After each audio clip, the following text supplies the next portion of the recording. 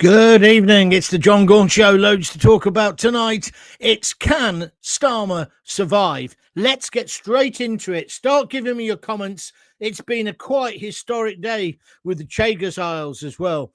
So I'm asking the question. Millions of you are probably now shouting at your screens or at your radios. Can Keir Starmer survive? 10 months ago, he led Labour to a historic landslide. But now, oh dear, he's one of the most unpopular prime ministers in modern British history.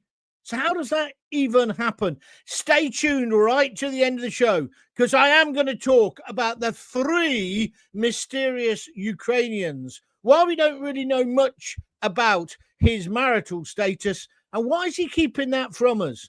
What on earth is going on? And why are the media not investigating, the mainstream media, investigating that more? Why is he being protected? But anyway, that means we are talking scandals, broken promises, and a growing feeling that he's just not one of us. You know, we could talk about the free suits, we could talk about the Taylor Swift tickets, anything you fancy. Nothing is off limits, but please be sensible. So let's talk about the free suits, the Taylor Swift tickets, the £2.5 glasses off Lord Ali. Ooh, suits you, sir. While pensioners are freezing and the fuel allowance was slashed. Although mainly I'm inspired to do this again tonight because he is doing a U-turn on that. More details coming out about it now. But the man is in a corner. He's on the ropes.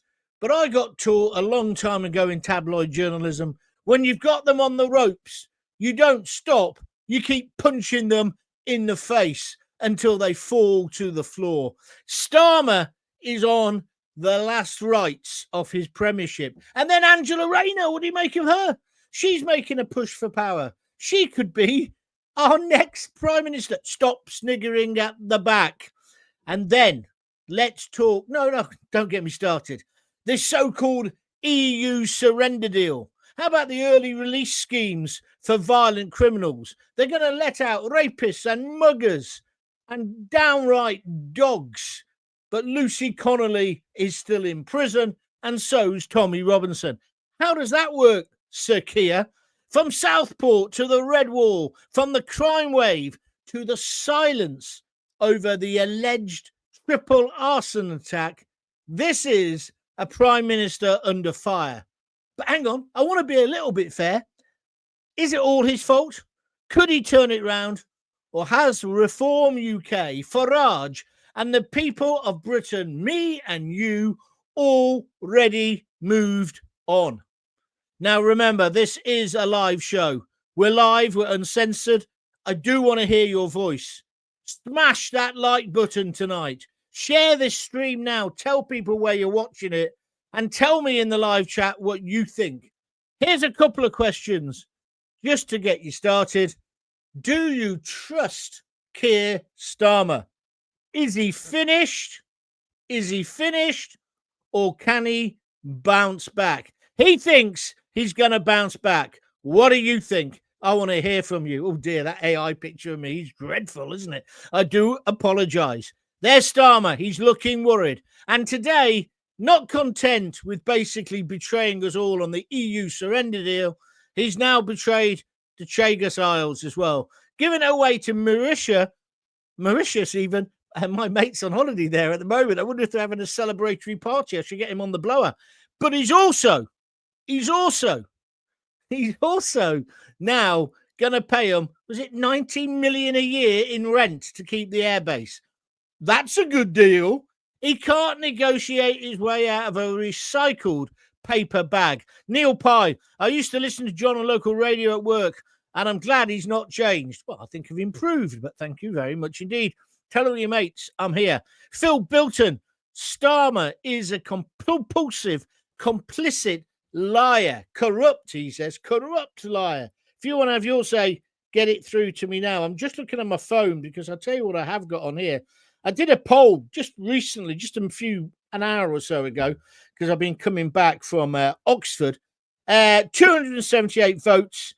Do you trust Keir Starmer? Yes, he's a decent man, 4%. No, he's a liar, 96%. And we've had 278 votes so far. You can do that as well if you want. Evening John says Dark Angel on YouTube. There she is. You get your name on the screen if you get in contact. Smash that like button. I'm asking you, do you trust him? Can he turn it round?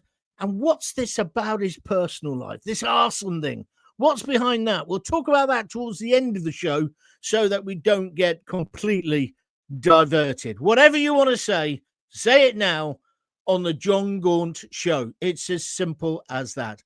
So Keir Starmer, let's get straight into it. He's the man who promised integrity, decency, and change. Remember, it was all going to be about change.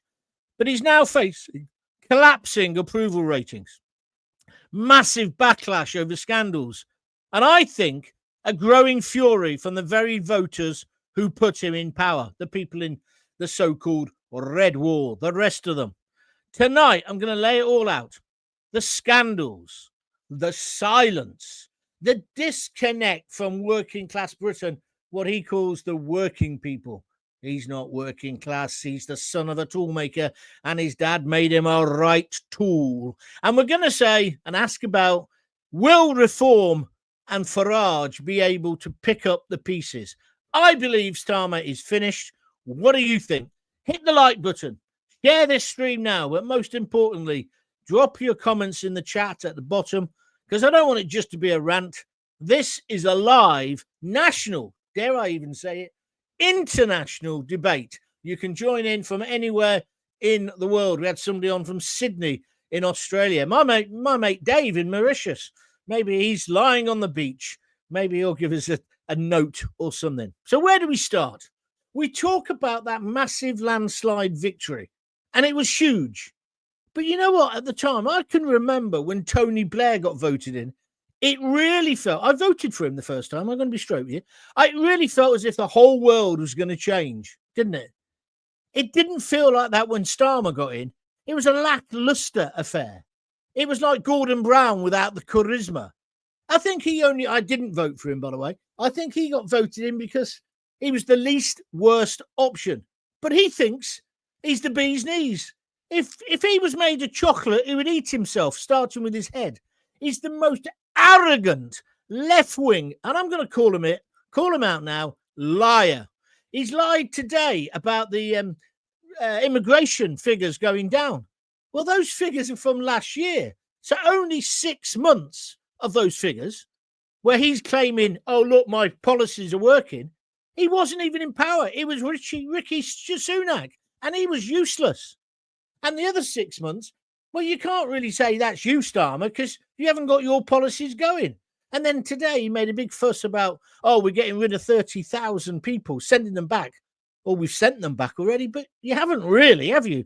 They're voluntary, most of them. When are we going to see you tugging away boats as they get to Dover and taking them straight back to Calais? Answer, never. Why? Because you're a human rights lawyer more than anything. But you're a liar. That's what I can't stand, is the way you lie. Today, you've had videos out saying it's all down to you. It isn't. And what I can't understand is, when you do lie, Keir Starmer, why do you lie in such an obvious way? We all know it's bullshit. You're just getting it wrong, mate, on so many levels. There was a short honeymoon period. I think it was a honeymoon shorter than one in EastEnders, really, because some of the press were loving him. They were saying he was a statesman. He was this, he was that. He's going to be so different to Boris Johnson, so different to Liz Truss. Mind you, a lettuce would be, wouldn't it? So different to Sunak when that idiot got soaked in the rain. He didn't want the job anymore. But I'm increasingly getting the feeling Starmer doesn't want it either. But what he's going to do is wreck this country beforehand. Well, how else do you explain that EU surrender deal? How else do you explain that Donald Trump ran rings around him? He didn't get as a good deal, even though he's been bragging he is. What about his coalition of the useless? It's achieved naff all. And also then he's got the Midas touch in reverse when it comes to PR. Those poxy videos he puts out and the texts. As you can see, I've had enough of him. 10 months ago, Starmer was untouchable. Now, no one wants to touch him with a barge pole. Well, maybe there's 3 Ukrainians who... Anyway, people are asking if he'll even survive the year. I don't think he will. How do you go from a hero in some people's eyes to a hypocrite so fast? Tell me in the chat, when did you start losing faith in Starmer? Was it the winter fuel allowance? Is it the crime wave? Or is it his EU loving? Write a comment and I'll take some of them now. How about this? Is he a liar? Am I going too far to call him a liar? That's nice on the likes. Keep the likes coming in. Dark Angel says, he never, I've got to remember, I get so carried away, I forget. He never answers a question. He blames everyone else for everything. You're right, he does. All of the previous pensioners getting heating allowance. Don't know. Will it be this winter? Don't know. If you announce a change of policy, at least have some semblance of an answer. He does my boxing. I like that, Craig. And Craig's got his picture because now your pictures come up. If you've got a profile picture on your social media site, wherever you're mailing from, it comes up on the screen as well here. Starmer is not finished until the fat lady sings. But let me tell you, she's on the stage and she's already holding that microphone. I've got to agree with you, mate. He's finished. He's absolutely finished. If I had a mortgage, I'd put a bet on now. I would.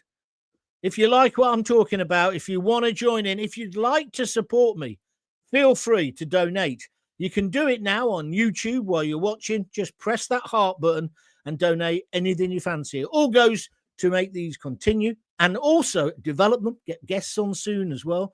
And also, you could do it by buying me a coffee. You go to www.buymeacoffee.com/Jon Gaunt. Let's take some more people, shall we? I'll tell you what, you're going mad on the messages. Wait a minute, because I'm going to come to you again in a minute. Denise Deacon, he lies so much, he believes it himself. Yeah, he is like the lad, isn't he? You get the little lad, you go in, he's got chocolate all over his face, right? You go, you bad your hand in the biscuit tin. No, Dad, I haven't. No, it wasn't me. It was my big brother. Bullshit, smack. Somebody needs to do that, metaphorically speaking. Somebody does need to give Starmer a slap because he treats us as if we're thick as mince, and he makes me sick. Hi, John, long time. No listener. What does that mean? New listener, maybe. Starmer will be gone by Christmas, says David Cordingley on Facebook. He will be. I think you are right.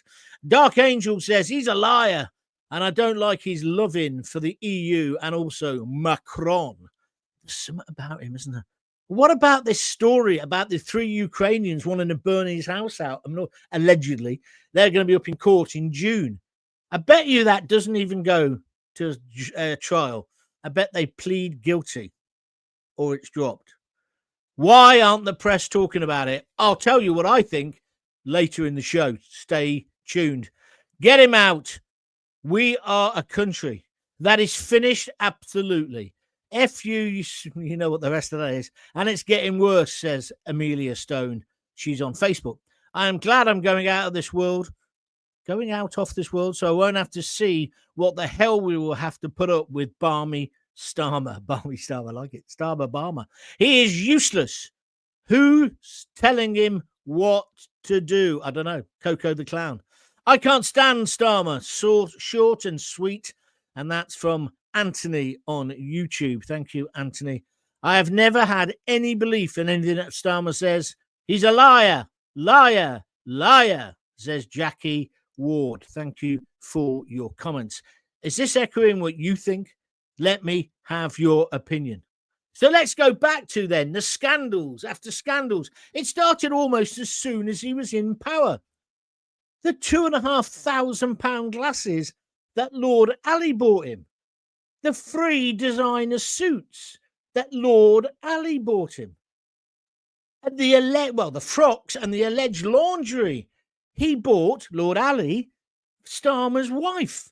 I've said this before and I'll say it again. If somebody did that to my wife, I'd punch the bloody lights out, wouldn't you? Isn't that how normal people would react?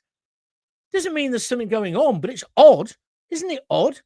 Then there was the football tickets. Oh no, I'm your supreme leader. I can no longer sit in the posh seats in the stand. I need an executive box for Arsenal. So he's got an executive box at the Arsenal. Why? And then the thing that really stuck in my craw, and it's still there, I can't get my head around it. They all went to see Taylor Swift. Admittedly, he gave back the $4,000's worth of tickets for Taylor Swift after he'd seen the concert and after the scandal. Other cabinet ministers didn't. Why did they want Taylor Swift tickets? They're grown-ups. What's that all about? I'm not having a go at Taylor Swift. It's very odd. And then he starts to make cuts because he talks about this thing about the 24 billion or however much it is, black hole. He blames, I know he said Thatcher, because it is like Ben Elton when he started, when he used to blame Mrs. Thatcher for everything. I mean, how long are they going to go on blaming the Tories? The Tories were bloody useless. We know that. They left the country in a mess. But is the 24 billion a true figure? What do you think? Was he lying from the very first day he got into power? And that Jonathan Reynolds, we didn't know. And then they all came on telly. They'd all had media training. And every time they answered the first question, it was, well, we face this 24 billion pound black hole. Yeah. Oh, yeah, but you got enough money to give to public servants, doctors, nurses. And I see again, they're getting another pay rise. I actually haven't got anything against that. What I'm against is the lies. Then, whilst he was living it large with his free tickets, his free suits, his free glasses, Angela Rayner with her free holidays in New York, the story about Starmer's son, we can't revise at home. There's too much press around. Really? Yeah, so where did he go?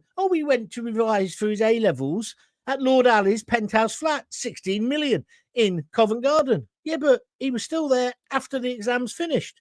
He's the only lad in the world who is so diligent, he revises after he's taken the exam. And we're meant to swallow this bullshit. It's nonsense, isn't it? And then the cuts start coming. Who do I target first? I know. Let's have a go at the pensioners, the older people, the older people with a bit of money. Where should we put the threshold? We'll put it here. Yeah, but if we do that, hundreds of people might die. That's how it seems to be the attitude. And now Angela Rayner in the background, manoeuvring to become the next leader, the next prime minister. Could you imagine that? No, I don't even want to. But she's talking about other cuts, raising income tax. That's what she wants. And don't make out, when Starmer did his reversal yesterday, that wasn't Starmer talking. You do realise that. That's Angela Rayner and her influence on the party. The lefties, the commies, they're coming, let me tell you. Because now they're like rats in a sack. They've effed it up again. Every time Labour is in power, maybe give a slight pass out to Tony Blair, they mess up the economy every single time. She was warned that her budget was rubbish. What did she do? The woman who's very good at rewriting CVs, not so good at counting, she just carried on regardless, even though the top economists in the world were telling us she was wrong. Now what happens? She's probably going to get the bullet. She's going to get the blame for what happened yesterday. Angela Rayner has won that particular battle. Starmer had to speak her words. He mumbled it out, but he's going to have to do a U-turn, a massive U-turn, because the other problem is, this is where he's a useless leader. If he was sensible, he'd have briefed the press lobby in the Commons. He would then have gone to Parliament and made a proper stab at it, a proper attempt at telling us what he's up to. But he left more questions than answers. We don't know how much he's going to give back. We don't know when it's going to be given back. And old age pensioners are still worrying their absolute brains out. It's completely and utterly wrong. He's taking the PI and double S. So he's living it large. He must have more air miles than anyone. But mind you, he goes in his private jet, doesn't he? He's been everywhere, strutting the world stage in his bought suits for him and in his posh glasses, thinking he's a world statesman when actually he's just the leader of the bloody useless. It's not just bad optics, this. It's pure contempt for me and you. Pensioners freezing while he's on the Taylor Swift guest list, while he's having a prawn vol-au-vent in his executive box at Arsenal. Who's advising this guy? Who does his PR? Is it Comical Ali, whose last job was with Saddam Hussein? Let me tell you, Starmer's not just politically tone deaf. He's playing a completely different tune entirely. I don't know what game it is, really, unless he wants to be the president of the EU. But the tune he's playing, it's not one the rest of us recognise, or certainly not one we want to hum along to. I like that one, don't you? Anyway, let's have some more comments for you. Where are we? Let me have a look. I can't stand Starmer. Says Anthony. Oh, I said that one before. That's straight to the point, isn't it? I've never had any belief in anything that Starmer says. He's a liar, liar, liar, liar, liar, liar. Anthony again. I hope reform can do the job, but honestly, I don't know. I worry about the future. Well, so do I. Nigel Farage is the man. I know that, but he hasn't got really many people around him, has he? So that's a worry. If they suddenly got in power, if this government suddenly collapsed, and they had to go to the country and reform won, you'd be concerned, wouldn't you? Of course you would. What we got now? No, how did those three young boys know where Starmer's houses were? Says Denise Deacon. Denise Deacon, I'm going to talk about that at the end of this show. But I've had exactly the same thoughts. Exactly the same thoughts. It's bonkers, isn't it? Is anyone going to support me tonight and get a special mention? If you support me with a $5 or something on YouTube, it flashes up on my screen and you'll get a big mention as well. Can you imagine, says Graham Hatton, AOR Guru, who's one of my big fans. Can you imagine a world in which no-brained Rayner is the Prime Minister? As if we haven't suffered enough already under Starmer, he says. Scary, scary stuff. I agree. Can I have a house? I am an Irish. I don't know what that means, Anne, but thank you very much indeed for your comment. Oh, that's the other thing as well.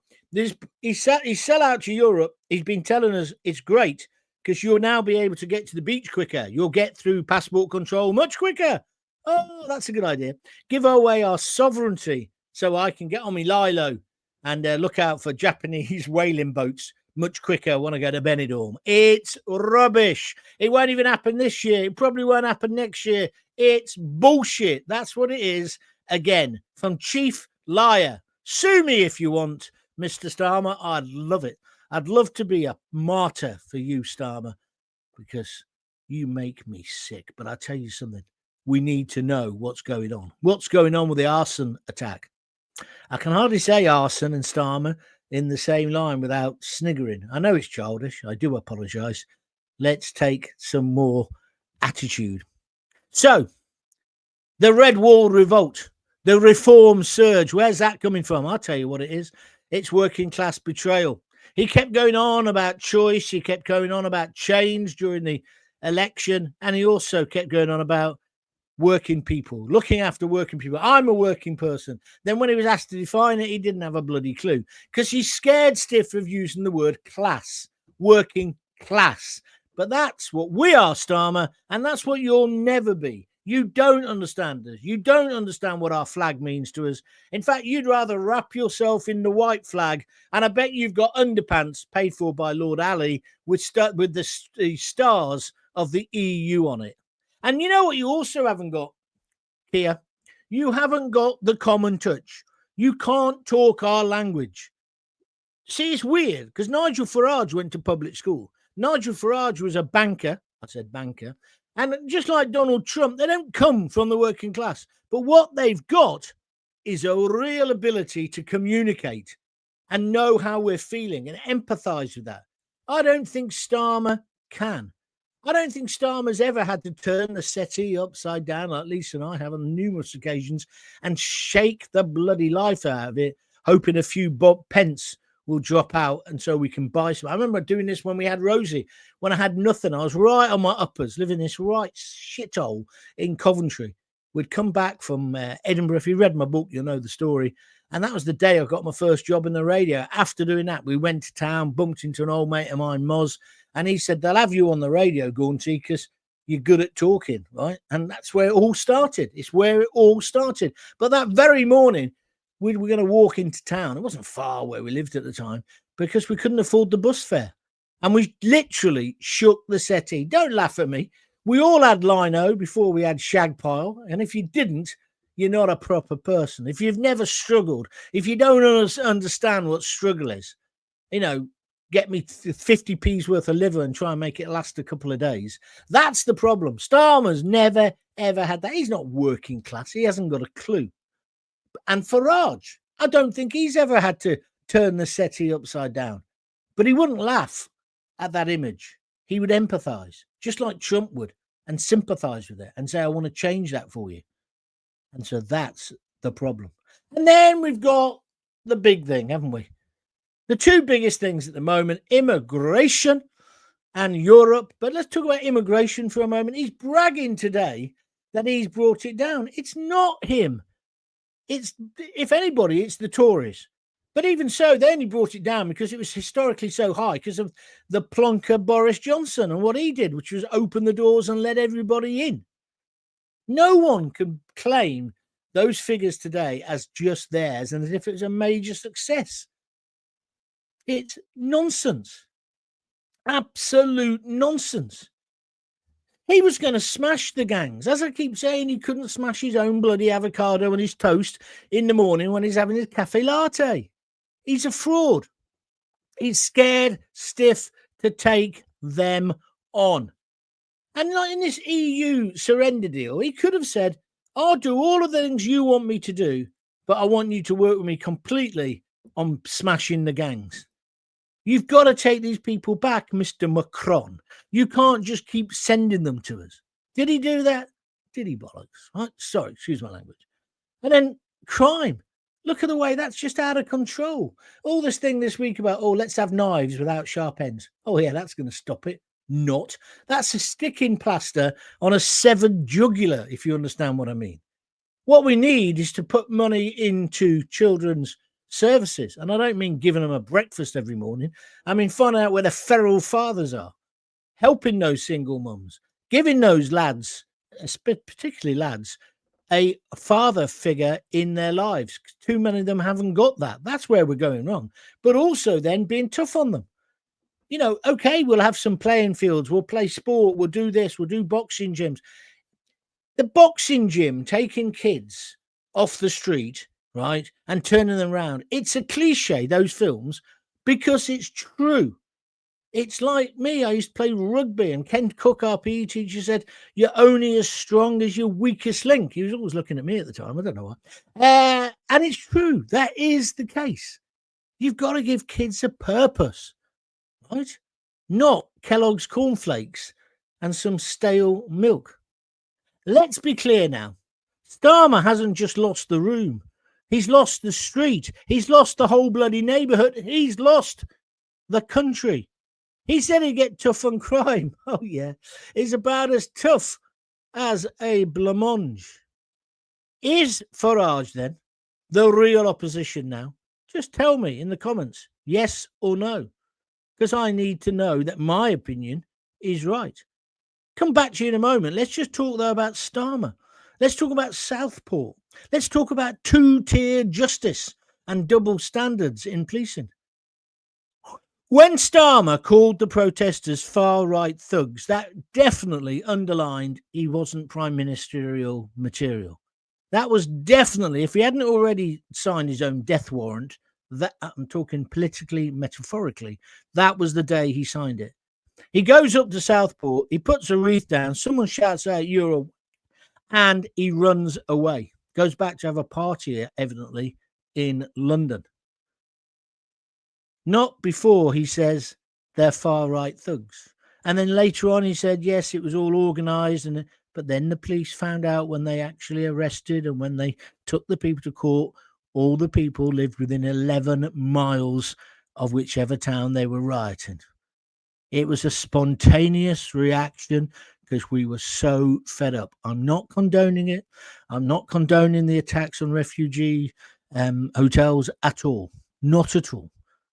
And Lucy Connolly, what she wrote in that tweet was horrid, really horrid. And I'd have told her to her face if I saw her. However, 3 hours later, after she'd been out, she thought, oh, I've gone a bit over the top there. We all do this in public life. I do it all the time. I think, oh, effing hell, maybe I shouldn't have said that. And then you sit there waiting to see what the reaction is, because what else can you do?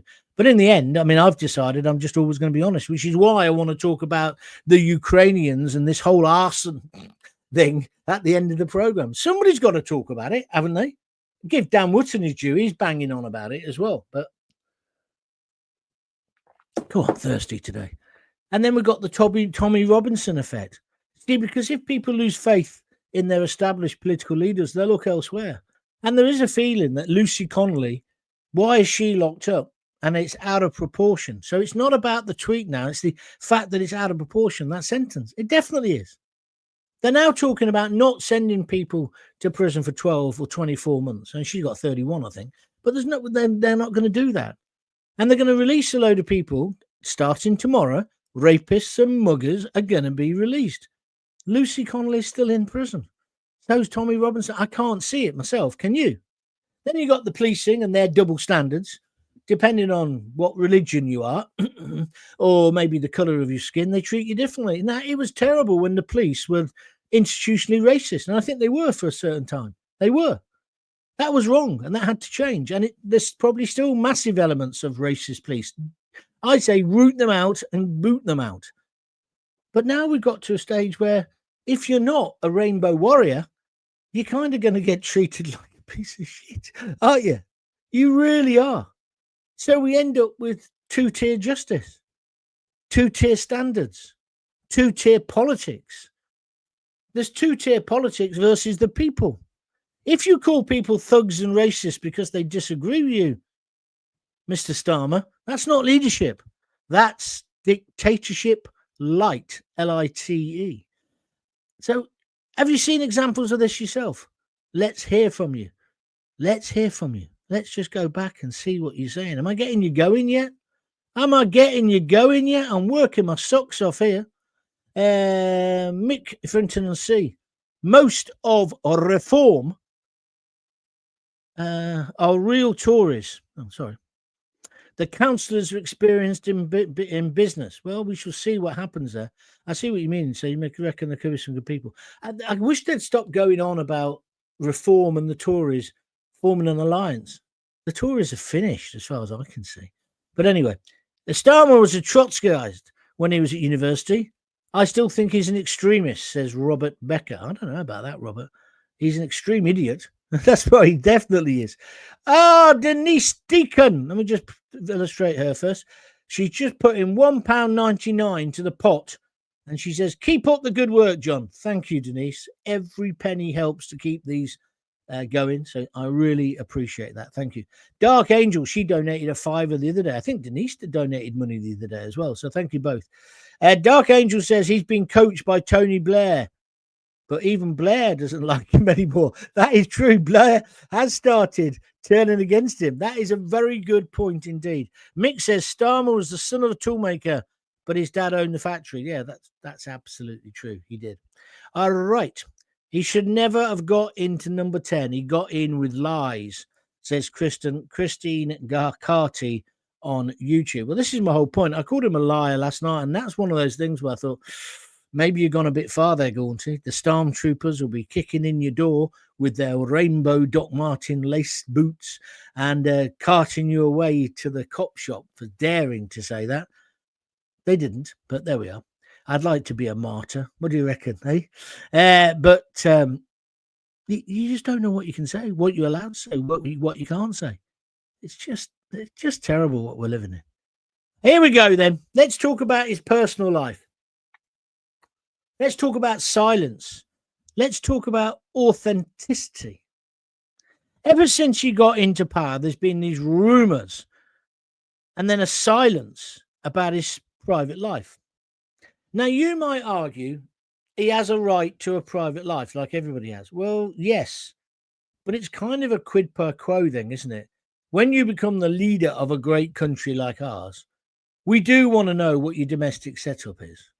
We do want to know if your wife's still living with you and whether you have, well, in rough terms, and I'm using basic terms, you've got a normal relationship, right?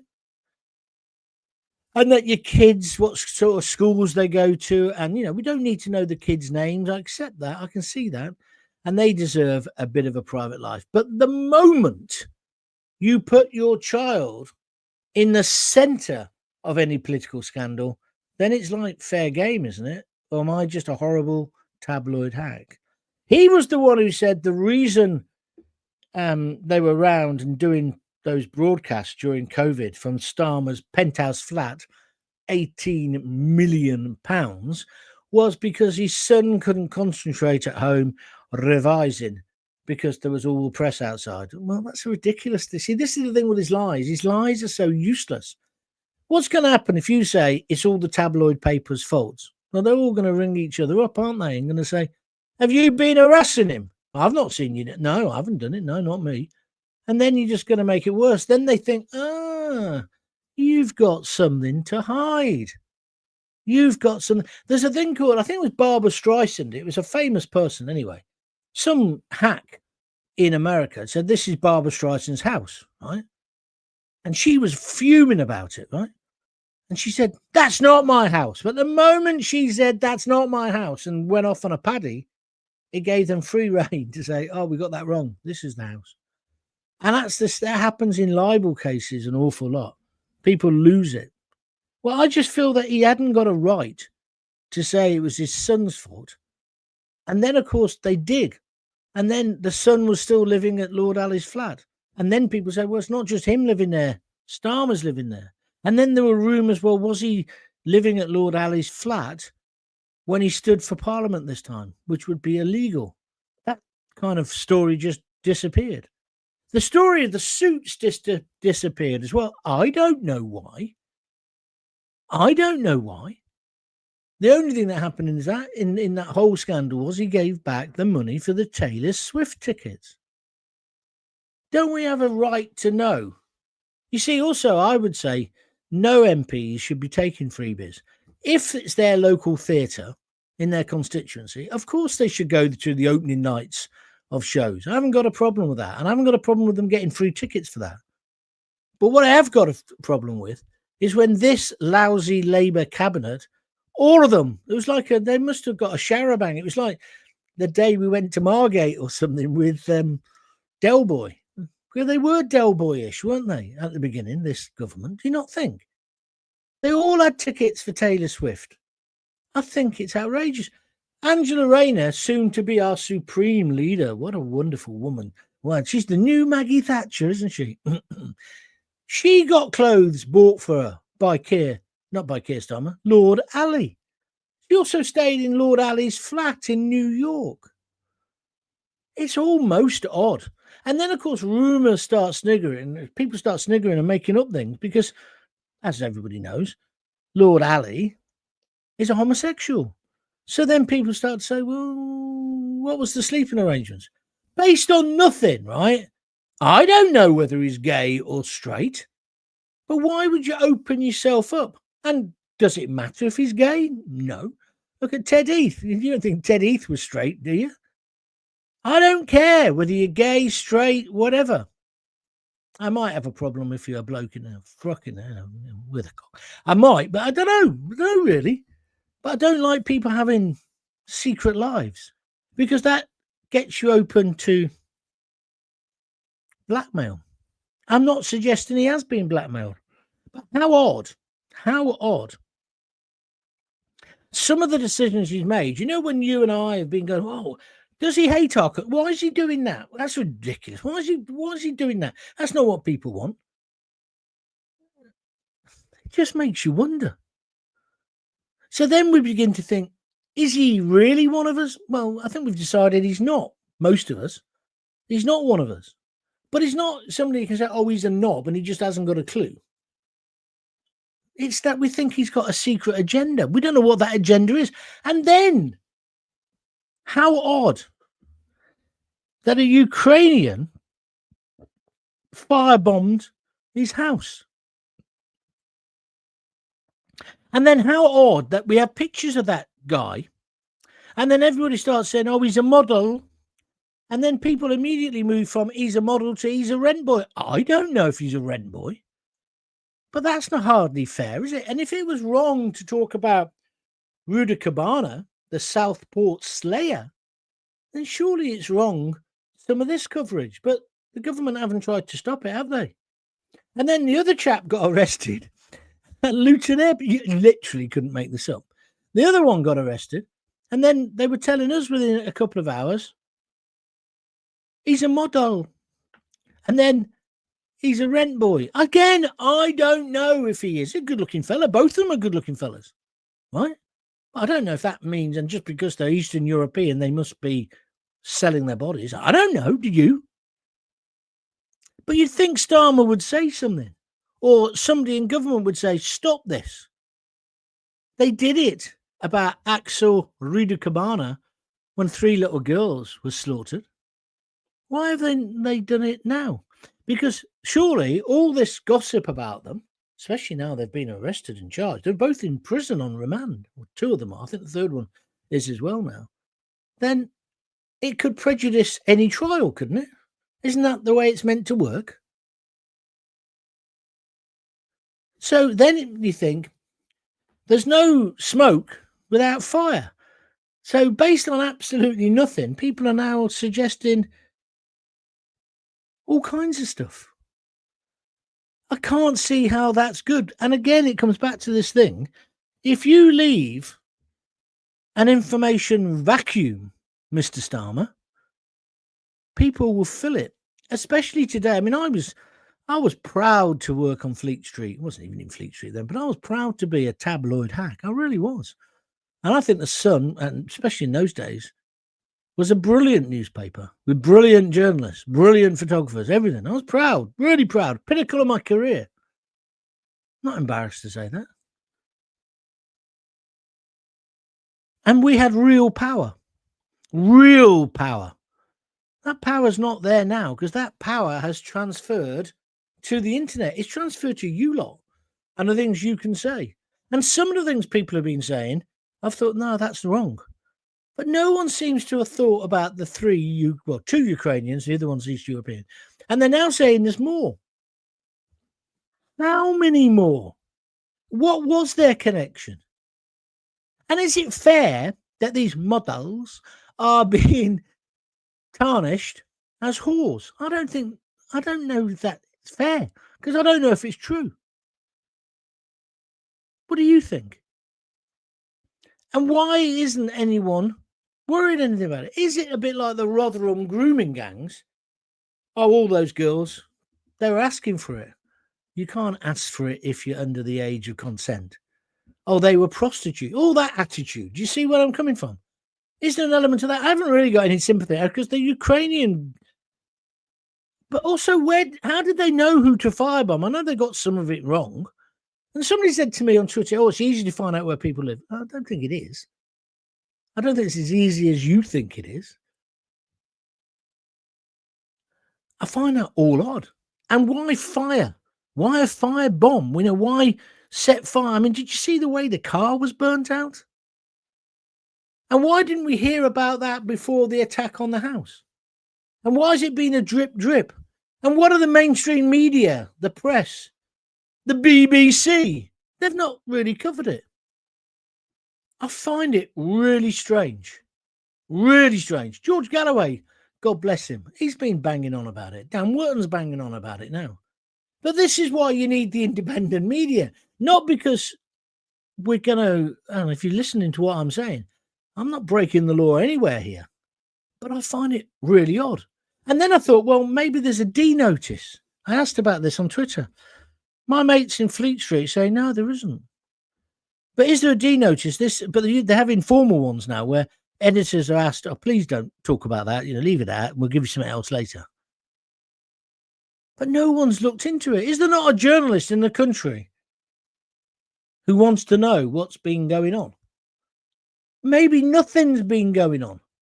But how odd. And using fire. I mean, I've watched enough episodes of Cracker to understand the symbolism of fire, haven't you? What's our Prime Minister been up to? Or somebody in his inner circle? Why was it targeted very much at him?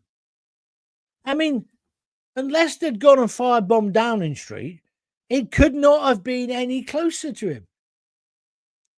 Former properties owned by the Prime Minister. They probably still thought, well, I think he still does own the one that he's given out to his sister-in-law or wherever it is, whatever balmy excuse there was. And the car, they might still, he might still have that, people. It's horrific. Why the silence? Why the silence? Always remember when I think Farage got caught with a Lithuanian lady of the night, I think she was, or a model. I think she was a model. And the News of the Screws, I think it was the News of the Screws, wrote a story which basically, well, they rang him up and said, well, look, we've got you. You know, we know you've done this, whatever. And so he said, so what's the story? And it was, the story was Nigel Farage slept all night with Lithuanian something, Olga something, 22, 20 something. They got a quote, Mr. Farage. And he said, did you say slept? And they said, yes. He said, I can assure you, I didn't sleep. And I just thought that's the best answer to it. No one thinks he's a saint, do they? I just find it odd. What's going on? We have a right to know. And then people saying that Lady Victoria or whatever her name is, who I feel sorry for, is Mrs. Where's she in all this?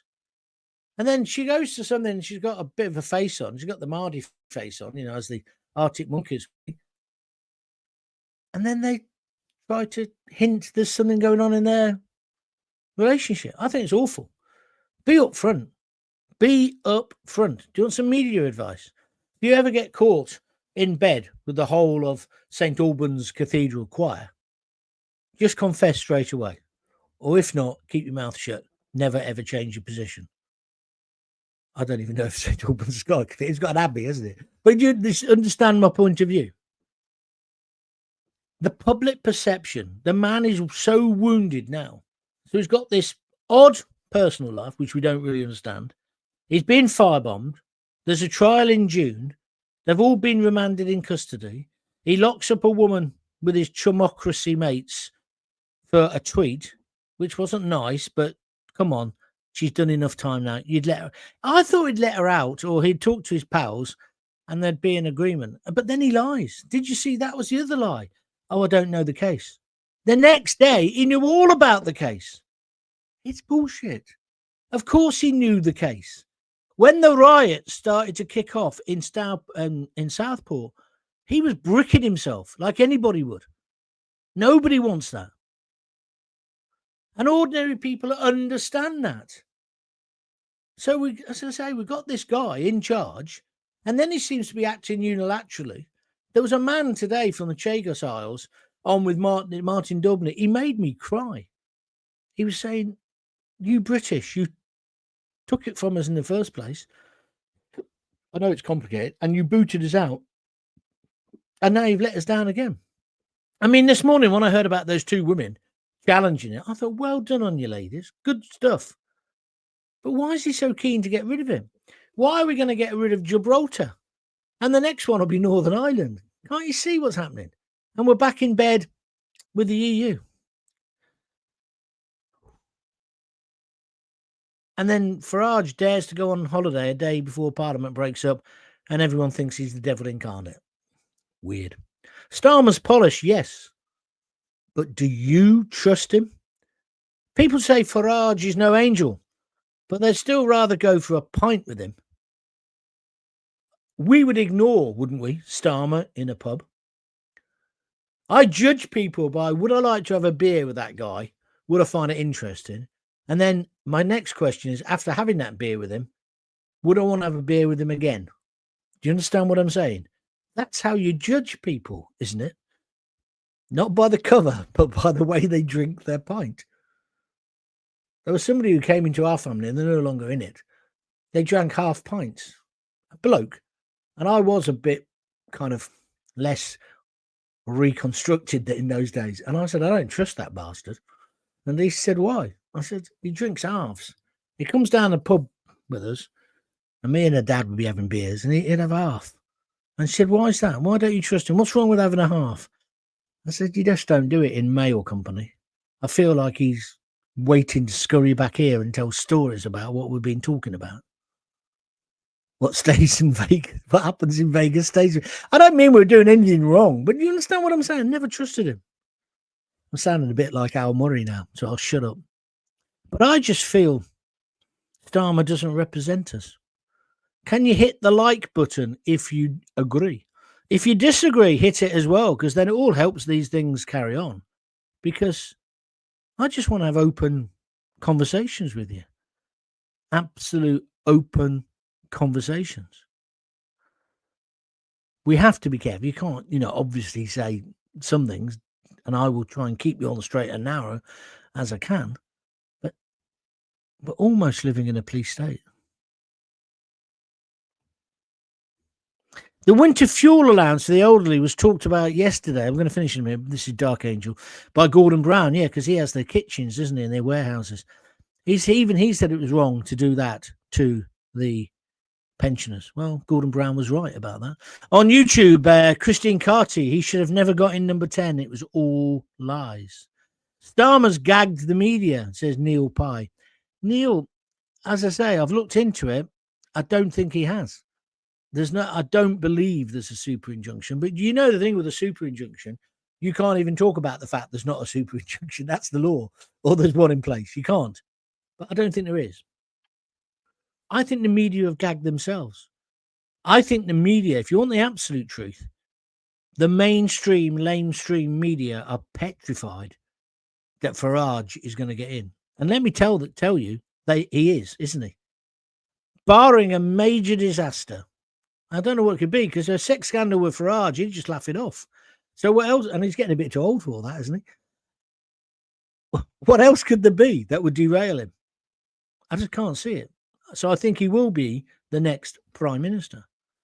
I certainly hope he is, rather than Angela Rayner. Jesus. Anyway, sorry, I don't want to use profanities. I do apologise. Starmer should remember that history is watching. In years to come, his name will be uttered in the same breath as Beelzebub. I'm not sure he's that bad, but I take on board what you're saying. Jeff G says the young guys were a gift from Zelensky. Now you're just being a fantasist. You're making that up.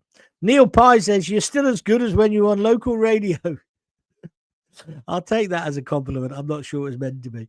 Ukrainian young men should be at home doing their bit to fight for their country. I think that's a very good point, Robert Becker on Facebook.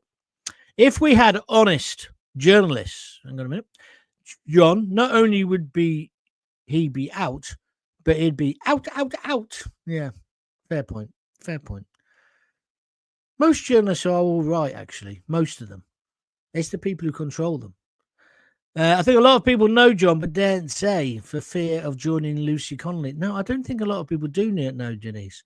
I think if we were having a drink together, we'd be having a laugh and I'll be telling you some stories, but I wouldn't necessarily believe them. I've got to get this right in my head. We all like a bit of gallows humour, don't we? We all like a laugh and a joke. I don't know. I don't know. I don't know. We just had a £4.99 from Steve Palmer on YouTube. He's saying, keep it up, John. At my age, I try my hardest, but you never know. It's what I said in a month. Oh, you mean keep up the performance? Yes, thank you. Thank you very much indeed. Jacko Robinson, I'll have half. Yeah, that's right. What program was that in? Was that in the program with Carl Harman? Was it that one? Which Dex's Midnight Runners did the theme tune to, Kevin Rowland. I'll have half. Can't remember. Somebody will tell me. Ian Berry says Starmer is controlled by Max Sweeney and Labour together. Yeah, I think there's an element of that. Although Max Sweeney is obviously useless as well. Because I think he's the idiot behind these videos that Starmer puts up that just don't hit the mark. They've got every bit in there, every ingredient. It's a bit like cooking with Mary Berry. I'm sure if me and her were in a kitchen, Stop it with your fantasies. I'm sure if me and her were in a joke, we're in a kitchen together, and she said, "Let's make a Victoria sponge and don't have a soggy bottom, John." I said, "What can you tell from there?" But if I was making a cake, her cake with all the same ingredients, same eggs, just as fresh, her cake would always rise. Mine wouldn't, because she's an expert.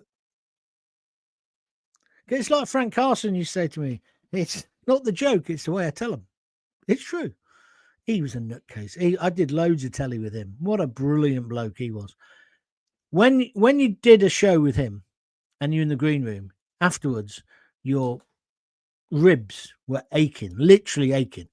There's only one other guy made me laugh as much as him, Stan Boardman. His act, I don't think, was as good.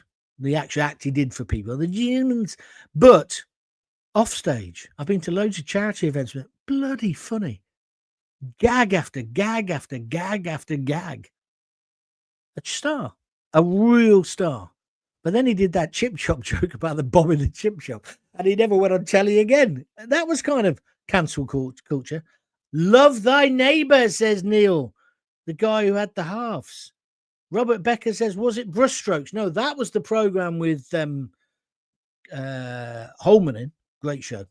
Steve Palmer, I just got to say that. Look, there's the $4.99 because I might have lost the saying thank you to him within all the jokes. So I do apologise, Steve, but $4.99 for keeping it up. Thank you very much indeed.